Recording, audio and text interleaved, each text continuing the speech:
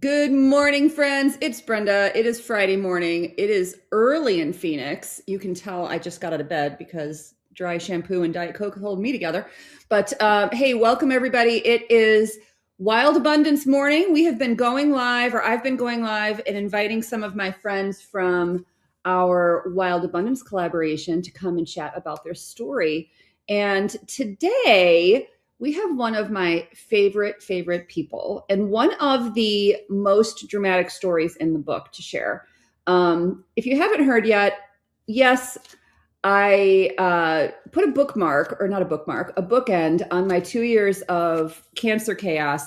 And I invited 17 other women to share their stories as they've gone through their own forms of trauma and grief and change and rebirth and all kinds of different things. And they're very different stories. But my goal here was to really focus on how you can turn that trauma into transformation, and how you can turn guilt into gratitude, and how you can turn pressure and obligation into opportunity. How can you turn trauma into something else and stay in that space of abundance? So today we are joined by this lady right down here. Many of you know her. She is the amazing Kari Driskell, and she's been a friend of the suite forever. Hi. Been around. Been around the block once or twice. I think you probably have like an OG sticker somewhere. You've been around forever. So, Kari, for those who don't know you, please introduce yourself. Tell everybody who you are, and then we're going to get into your story. Okay. I'm Kari Driskell. I'm a remarried widow. Brenda and I knew each other before that happened, and then I became unhinged, and now I'm a widow coach, Yeah, we're all a little unhinged around here. We right? just don't give a shit anymore. Like, I just don't care anymore.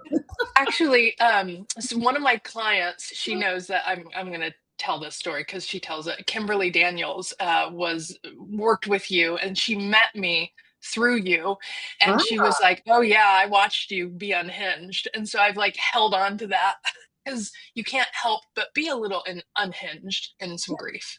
that's right. And now I'm a grief and a widow coach.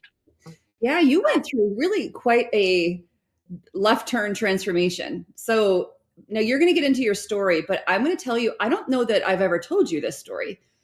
Your husband's death is a core memory for me. I remember where I was when I learned about it. I Hmm. remember exactly where I was. I remember like sending you a message and then rallying some gift cards from the suite for you. I remember it's a core Where memory. were you? How did you hear? Do you? I heard about it on Facebook. And Of I was, of course, but I remember we were living in our old house and I was laying in bed for whatever reason. It was probably late in the day. It must have been from timing standpoint. And I was laying in bed in our old bedroom. And I remember vividly thinking, oh my God, this is like, Yeah. this is like earthquake level drama across this industry, and like for what you were doing and who you were, what your purpose and mission was at that time, Yeah. and what you were doing at that time, it rippled everywhere. And I remember vividly, like when I found out, Yeah. and I'm a tiny little micro nothing in your story, but my point is that it's a core memory for me, and that's how Yeah. dramatic Wow. it was. So share your story for those who don't know. It's This is the story you tell in Wild Abundance, and we're going to talk to both the before and the after. So Hmm. share a little bit of the before. Don't give away the whole plot. Don't give away the whole. Well, the ending is, I guess, perhaps known if anyone follows you. It's like don't give away that. I'm only kidding. Give away the whole thing. Okay, so gosh, Eric and I was a teacher. I was a middle school math teacher once upon a time, and then I stayed at home doing direct sales. It's how we meet up. And had two kids, stayed at home with them, did direct sales, and then shifted into a business called Drisco Tech, which was video editing, video coaching. That's when Um, I met you in the Driscotheque yeah, era. Yes, and now I just cringe looking at that shit. But it's Yeah. okay. It was perfect for when it happened. It was fantastic. I loved my work, but I worked with so many direct sellers, and so that was a community part of my family. Eric was a high school football coach here locally and a really good one, really well known. He graduated from this high school, came back as an assistant, took over the head job, um, and had was a young, successful, well-known high school coach. So much so that the Chiefs have Kansas City Chiefs renamed an award in his honor Wow. because when he was a Yeah. coach for 7 years, head coach for 7 years, he won it 3 times out of those 7 years. So Um, yeah, so our girls were 8 and 11 when he died. Yesterday was the ninth death anniversary of his collapse. So I actually recognize a couple of days. He collapsed on February the 12th. I had to remove him from life support on. I was actually in this room the day that he died. And I was mad at him because we had been together for 17 years, married for 15. We had a great relationship, don't get me wrong, but we're human. Hmm. And the kids were 8 and 11, and they had been sick for a whole fucking week. And I just wanted to be in here to paint because that was going to feel like a vacation, Brenda. Like, I Hmm. love to paint. And Laurel's bedroom was this room, and we were going from princess pink to elephant gray, something she could grow into. Hmm. And Eric was also sick, but he didn't take off because he was a teacher, and that was a lot of work to write sub plans. So he was laying in his bed watching football. He was supposed to be watching the girls. They were watching Twilight. I don't know why he didn't want to watch that with them, but he didn't. So I'm in this room, and all I hear is mom, mom, mom. And, you know, marriages are ups and downs, roller coasters, right? And at the Hmm. time, that day, we were in a valley.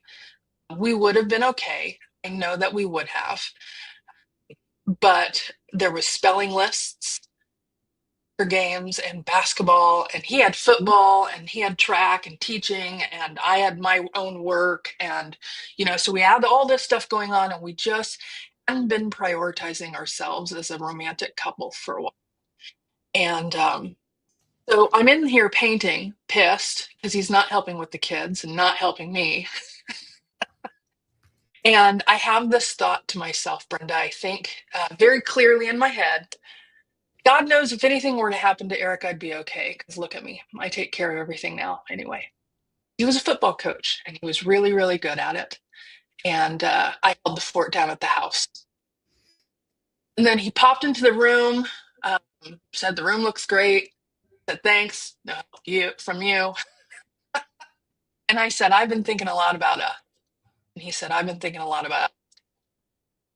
And then we exchanged a few words. I knew that we'd be okay. He said, "Come on over here and give me a kiss." I couldn't stay mad at him after he gave me that smile. We shared a kiss. It was soft, lingering peck. It's the only kiss I can remember. And it's the only one that mattered. Like, because later that week, I'm thinking, when's the last time we had sex? When's the last time we kissed? Like, when did I say this last? And I couldn't remember. But I remembered the kiss in the doorway here in this room. And from a really important question, are you going to be in time? Are you going to be home in time to watch The Walking Dead? He said yes. And then he left. And that was the last time I saw him alive. 2 hours later, I got a phone call. Hurry quick. Eric's not breathing. He had suffered a massive brain aneurysm with irreversible and instant brain damage. We didn't know it at the time. We thought it was his heart. I'll never forget that day. And that day was yesterday for me, 9 years ago. And, all day yesterday, I was kind of in my head a little, even 9 years, and I was okay. I didn't cry until late last night while at the pool hall, playing pool in a pool league with my new husband. Who's not really new anymore. No, he's not new anymore, but I have two husbands. One's dead and one's alive. You've been So, married 7 years. You've been married a long time. We all followed that journey too. yeah, yeah, yeah. When Carrie started dating, that was fun. Right. Yeah, so I cried last night, of course, stopped by to see my girls at Rachel's house because she's moved out. How did that fucking, and just life happens, and it's been a whirlwind and I'm still fucking here, you I don't know? I don't think I've ever asked you or heard the story. You mentioned that he had been sick that morning. Was there Yeah, any so was there there any was flu going around, not connected at all. There was oh, flu going on around. The kids were out of school for like a whole week. And so they were, by God, going to go back to school on Monday morning. And this was on a Sunday. I was like, get your asses on the couch. You're going to school tomorrow, And Eric had been sick all week. I don't know how I managed not to get it, but they were regular yeah. sick flu, Okay. whatever. Yeah. So when you went through a deep valley of grief, I know you've written about it. I know you've talked about it. You bought a camper, Yeah. you threw yourself into all these external projects. You did a lot of, because I've been following you forever. I know the whole arc, whether you wrote about it or not. I remember things. Um, Here's me going, what do I know about Carrie? I know Carrie's whole life story, basically. And you're like, me. You're like, my goal is to be authentic and to share what's going on and hopefully inspire someone on the journey that they can make their own choices along the way and that they will come out okay on the other side. So you went through a deep valley of grief. And Mhm. the story you wrote is really two pronged. You wrote about your transition from stepping into purpose for other women or other people Mhm. dealing with grief, but you also wrote from the perspective of what you wanted your girls to see. You wrote about Yeah. listen, this can't be the only thing my kids know. Yeah. Yeah.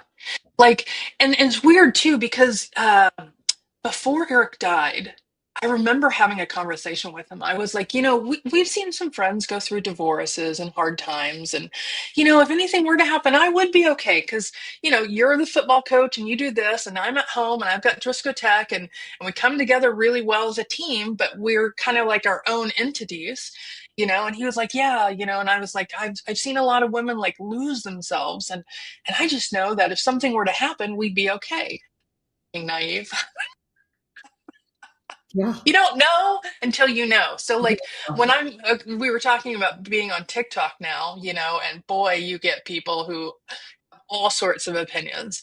But the Yep. the things that I see the most of are people where I'm like, listen, I'm not mad at you. You just don't know. You don't know until you're here. That's very nice of you to think. Right. Um, right.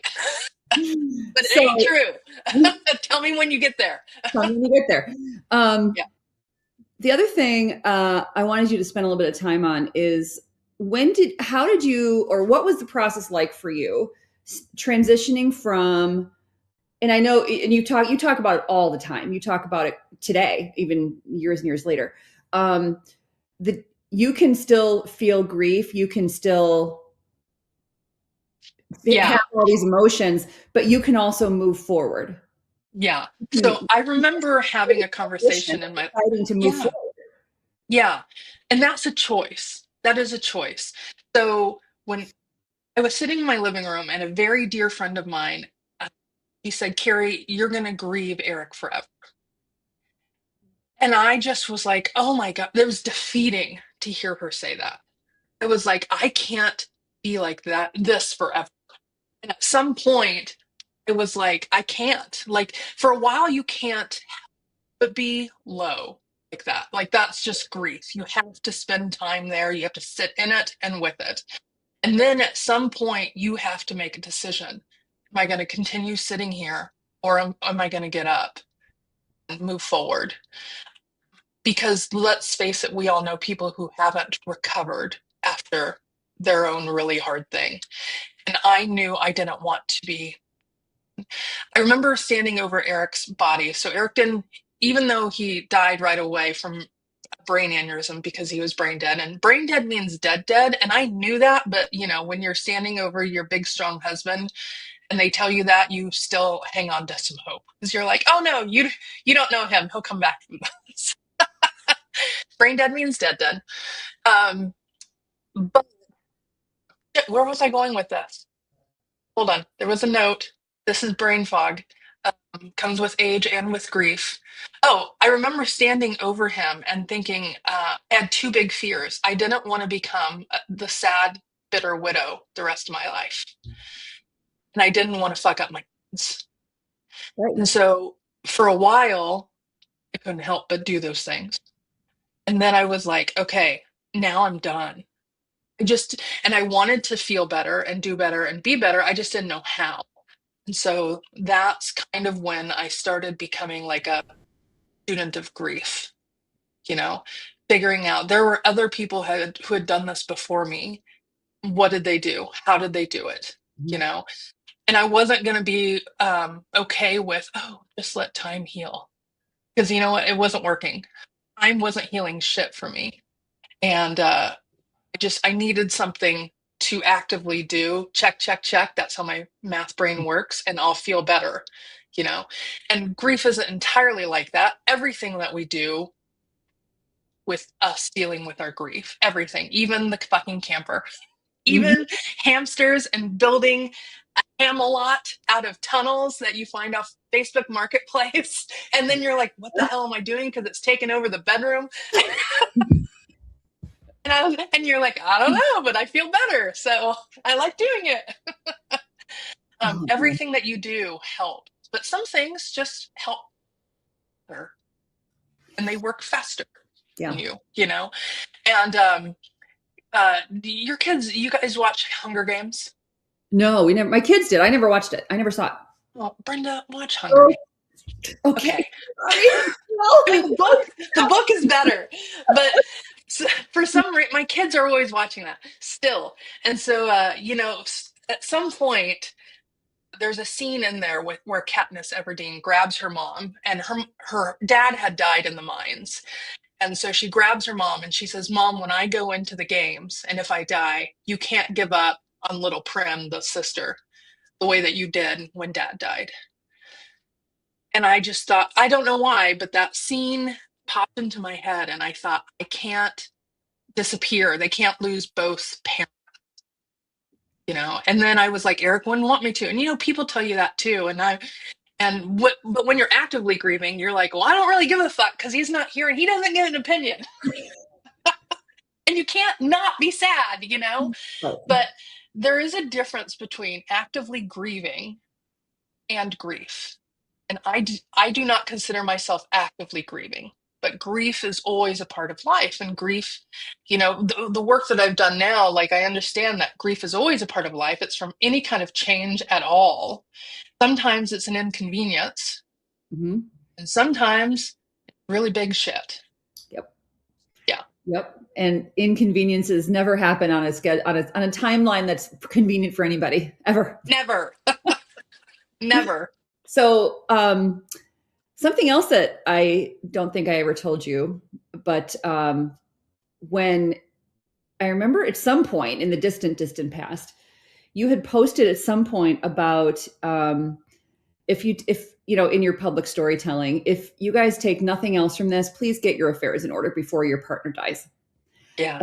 Tom and I sat down, and ever since then, I mean, truly because of you, once a month, once a quarter, whenever we remember to do it, we sit down and we go through all the passwords and all the stuff and all the Mhm. logins and where the money is and where the backup, all the things, right? It's Yeah. we didn't have any of that done. We didn't have our will done before. We didn't have any of that done because it's Me just not neither. a priority. You just don't think about it No. Well, until we you thought we'd have to have do it. more time. Right. We have more time, and then life catches up, and And then you're like, oh, holy fuck, like, and then I'm sitting there in the waiting room, and then the nurse comes in, and it's just the first question that they ask you in the ER: does Eric have a living will? And I said, he's 43. Why does he need a living will? And then I started hyperventilating, like, holy shit, yeah. and then somebody asked me about his estate, and I was like, he's 43. We're teachers. We don't have an estate. Like, that's for old rich guys. We have an account at Wells Fargo. What do you mean we Right. what's our estate? When you check What the your fuck is account an at estate? No, you don't have shit. I got a so dog. but I will tell you that you were the catalyst for us getting all that Mhm. stuff figured out and unraveled Yeah. and having it, like if Brenda dies, if Tom dies, if we die together, Yes. all that stuff got done because of you, truly. Good. So, Good. so when I asked you to join the book, I wanted to talk about you and Yvette because you guys have really almost like two sides of the same coin stories. Yeah. Yours was sudden grief. Her husband, your husband died suddenly and without Mhm. any warning. Her husband died, and I'm talking to her in the next week or three. It's on my calendar. Her husband died, but she knew it was coming because he had cancer, and it was this long anticipatory grief. Very, very, very different, but very similar stories, but very different in how it was processed. And I wanted you both to be in here, and you're literally back to back chapters. I did that Yeah. on purpose. Yeah. And we connected too. I want because she's going through the grief method now. Oh, She's yeah. doing She's doing the grief recovery method. yeah, she's doing the whole Yeah. thing that you've done, and I'm so happy for her to be able to share her gifts in that way. Mhm. So when I invited you to write a chapter, and you are chapter 12, I get to serve with purpose. There's Kari in her ever always present black. Kari wears no other colors ever. No, No, it's black. And what goes with black? Everything goes with black. Um, everything. so, what do you hope that women take away from your chapter? Because not everybody is necessarily going to experience sudden death of a partner, but there's so many hidden messages in your chapter that what do you hope someone takes away from your story that would Yeah. be applicable in their life? Yeah. Hope. Hope that there is hope after significant loss. Whatever you're going through, there is always, even if you don't know it's there, even if you can't feel that it is there at some capacity. It just needs to light. Mm-hmm. And maybe for a while, it's going to be very dim and very faint, but it is still there. Yep, it's Still That there. that's the abundance, right? Yeah. That's the belief that there will always be something more. Yeah. That Yeah. there's I mean, I didn't know that ever be okay. I didn't know that I wanted to be. And for a while, normal. yeah. So how are you now? Tell everybody what you're doing 9 years later. Tell everyone what your Yeah. life is like now. Okay. Let's see. My girls are 20 and 17. I don't know how that happened. Rachel has bought a house, has moved out. Her business is rocking it. She's an esthetician. Laurel graduated high school a whole year early. She's going to start KU in the fall. Um, I remarried a widower.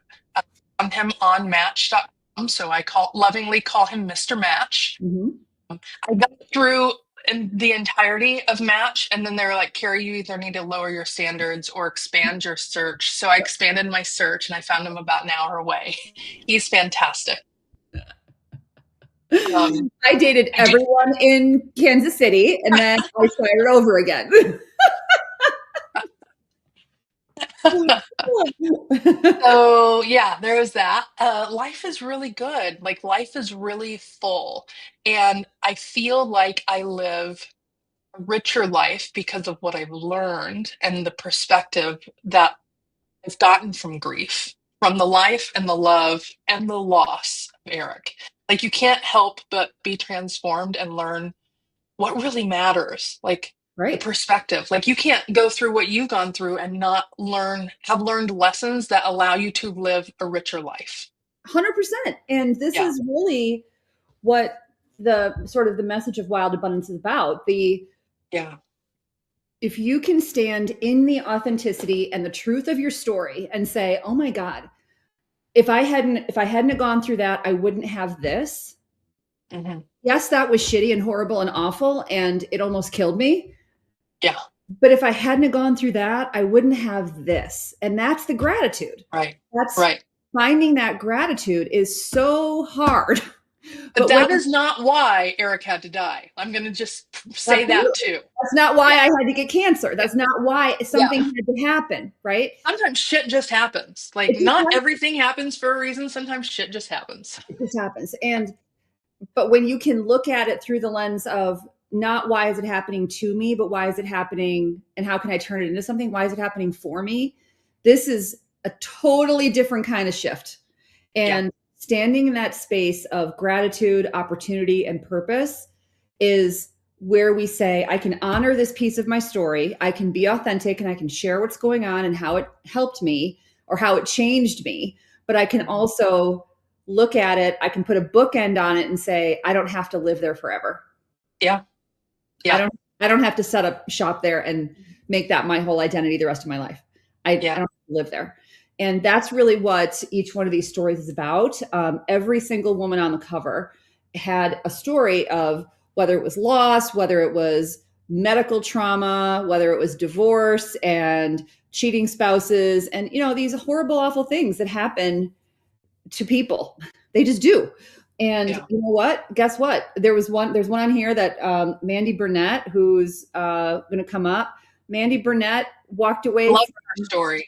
so good. She So walked good. away from 30 plus years in her religion to find herself and take her children and the way she'll tell the story, escape her religious cult. So, there's so much that when you look at what's happened to you and be able to look at it through a lens of, oh my God, it was horrible.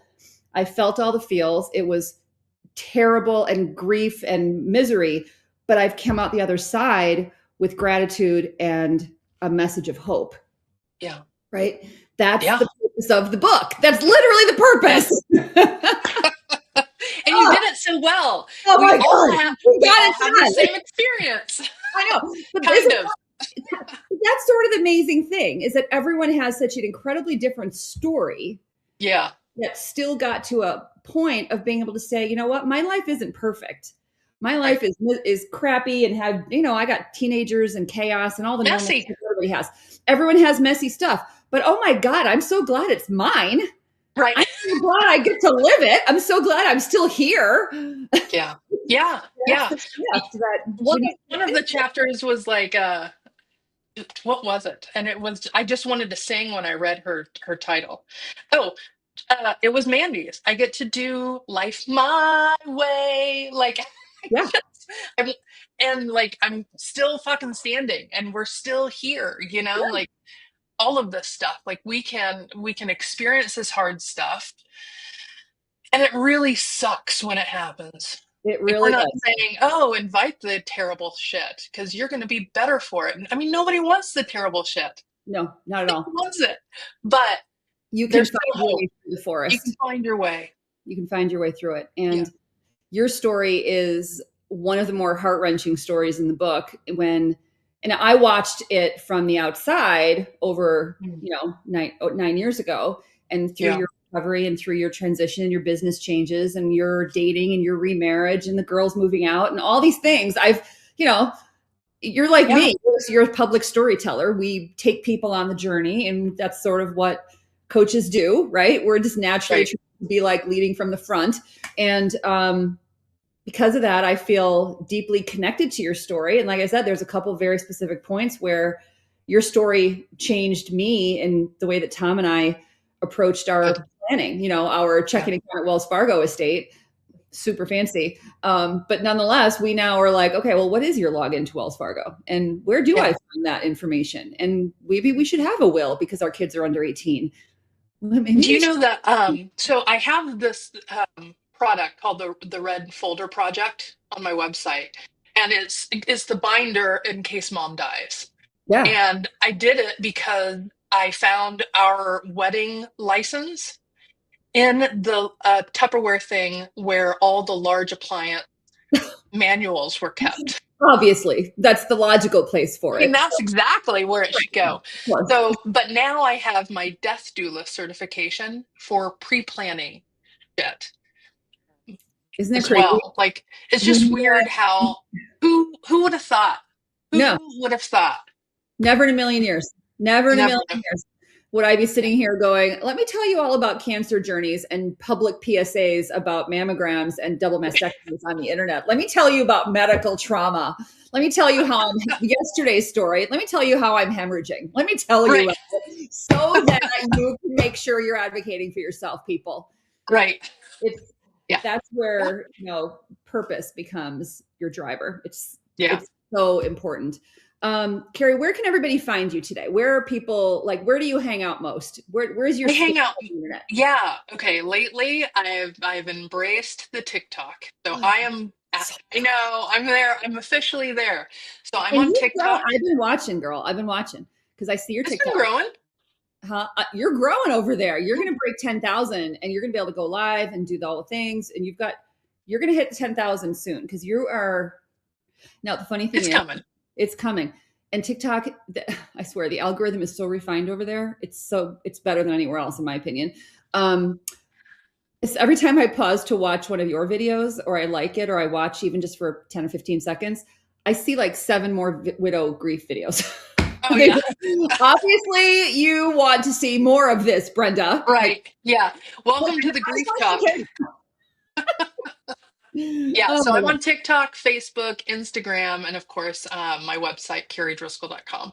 So you guys go find Kari. When you grab the book, you'll also find that at the beginning of her chapter is her QR code to find her in all the places. And Kari, talk about the different types of clients you work with. It's not all grief associated with death. Yeah. So I market to widows because that's who I am. But really is any kind of loss. I've worked with people who obviously have gone through divorce, loss, suicide, gun related, rape. Oh my God. Yeah. It does not have to be death. Estranged relationships, um, you name Grief is it. grief is grief. Breakups. Grief is grief is grief. Yeah. And whatever your biggest loss is valid. Mine just happens to be my husband died. Yeah. And so that's what I share.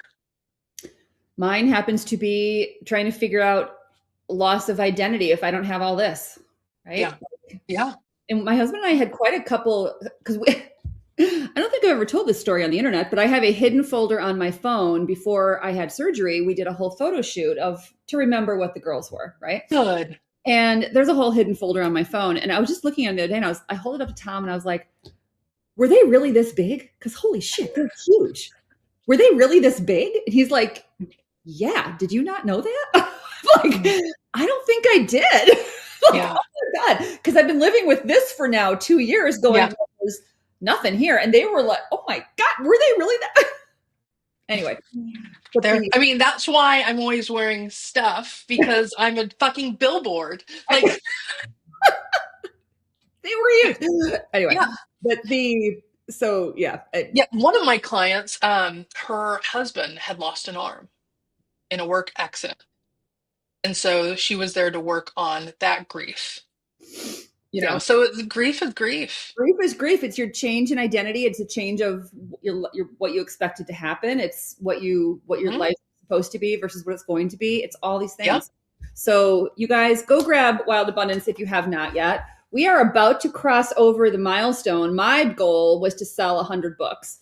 I want to help 100 women. I want to help 100 people step into an I get to life. And it was like 96 yesterday. So like right at the threshold of a goal. So let's go help some more people step into an I get to life. You guys, the link is up above. You can find Wild Abundance on Amazon. Kari is right there in the corner, being amazing as always. And thank you for joining me and sharing your story. I will always ask you to share your story. Always. I love you. I love you too. I know. I love it. Your story is so powerful, and you tell it so gracefully, and there's just so much depth and emotion under it, and that you've come out with an I get to life on the other side. Thank you. Thanks for asking me to be a part of it and to be a part of this and just to share. I mean, It's this is women need this. women need this exactly. Yeah. All right, friends. Thanks for joining us. I think I have somebody on Monday. Let me tell you who's coming and joining me in the chair on Monday. Let me see. Ooh, Danny Watkins is on Monday, and Kat Cornell is on Friday. So next week we're going to talk to Danny. Danny's story is less someone in my family died or I had major body reconstruction, and more stepping into her purpose as a educator. Hers is more business related. And then Kat's story on Friday is all about finding her identity in her 60s, stepping into her most authentic self in her 60s, and being brave enough to put herself out there and not compete with somebody who's in their 20s. And she's grew 100,000 followers on TikTok in the last year because she's crushing it by just being her most authentic self and finding her lane. So It's amazing. I know, right? It's insane when people are like, maybe I should shed the fear and step into what my purpose is. Maybe I should live my best life. Maybe you should. Maybe.